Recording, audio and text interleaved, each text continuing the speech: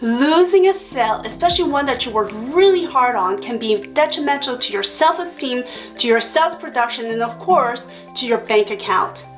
Hi, I am Aline Bender, your sales mentor, and in this video, I'm going to share with you why it's important to go through what I call a mourning period for the loss of a sale. We've all been there, ladies, where we think that we've connected really well with our PCs and we've gone above and beyond to help them. And at the end, either they for sure say no, or they say yes and become our clients and purchase, but then later on cancel.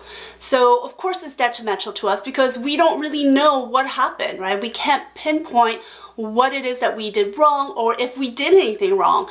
And often enough, at the end, we just feel unappreciated and rejected. And it's very similar to mourning. It's a mourning period and then I'm not saying mourning where you've lost a loved one, but there is a mourning period. There's a mourning period of, for example, I was just sharing with my daughter Helena, when she dances and competes and she doesn't get picked out of the crowd or she doesn't get the placement that she wanted in the competition. Of course, she's going to go through a mourning period. And when I shared that with her, she felt better because she was, again, feeling angry at herself for feeling bad. And I think it's important to acknowledge the same thing when it comes to our profession. We also go through a mourning period, and of course it's not to the extent of mourning a loved one, but there is still sadness there. There's still anger, there's still frustration, there's still rejection that we feel. There are emotions that are real. And when we acknowledge that, it will not only enable us to move forward, but it also is going to help us to move forward with a sense of peace, with a sense of excitement, and a sense of that we didn't lose anything at the end. So in this 3 steps I'm going to share with you, I'm going to share with you how to go through what I call the mourning period of losing a sale. Step 1, it's called getting real. Pretty much getting real with yourself. And the way to get real with yourself is to ask yourself, did you even have the sale to begin with? Even though you connected really well, even though you went above and beyond to please the potential clients, did they say yes to the point where they exchange money in order to get your product or service? And if the answer is no, then you're aware that you never had to sell to begin with. You never had it because there was no exchange. All right? And then the next phase is, well, what if they said yes and there was an exchange of money? Did you go through the rescission period? Meaning, did you go through the period of whether it's a 30-day, 6-day, 3-day, 1-day exchange or return policy? Now that you've completed step 1, you're going to move on to step 2, which is much easier to do. And step 2 is to give yourself a mourning period. So for example, you'll tell yourself, okay, I'm going to mourn this sale for 1 hour and you literally look at the time. Okay, it's 3 o'clock in the afternoon.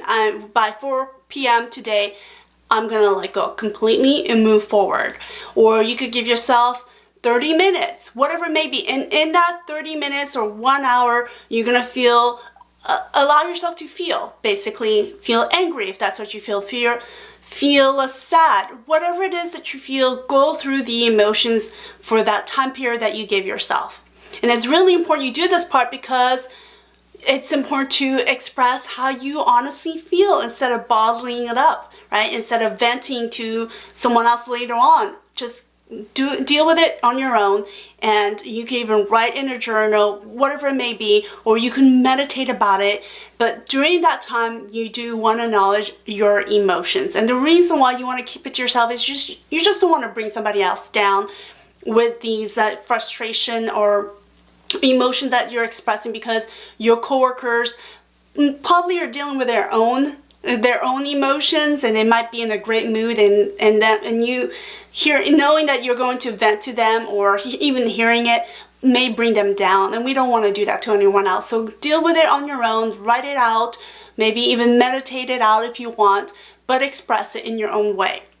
And for something bigger, it might be a bigger deal that you lost or a huge negotiation that you lost, and it might take 2 days for you to get over it. But really set a time frame where you start dealing with it now, where you're mourning with it, and you're going to go through that end period. And once that ends, you just move along. You do not talk about it. You don't go back to it. You just move along. And that's really important to do.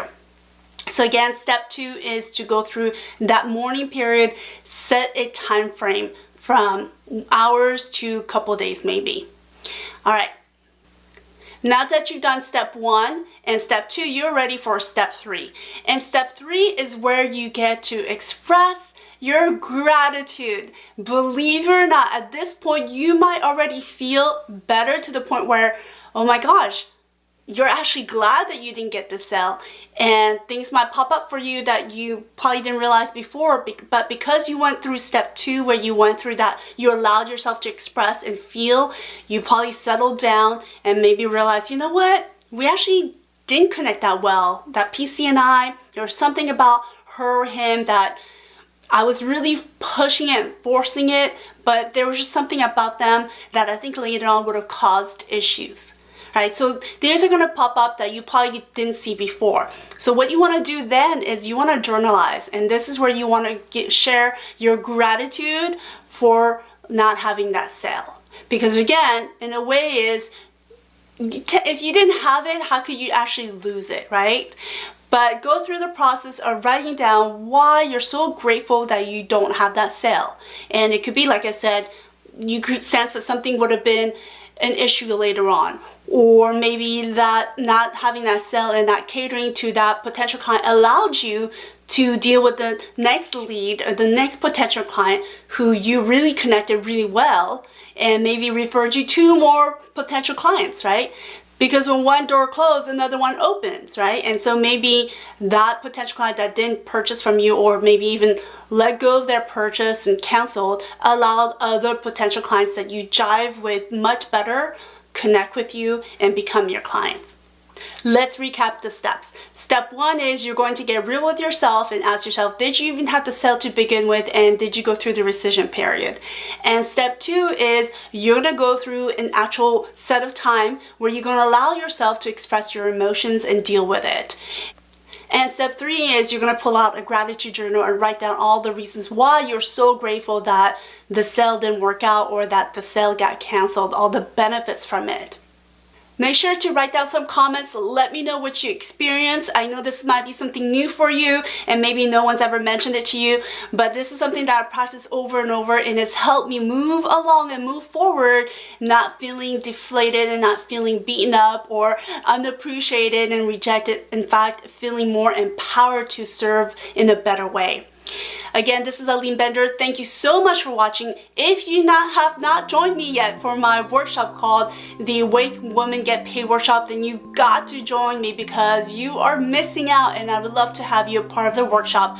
All you have to do is go to alinebender.com, scroll down, fill out a couple pieces of information, and I will see you in my workshop. And by the way, it's completely free. It's my gift to you so that you could grow and go to the next level, whatever that may be in your profession, in your business, and in your income.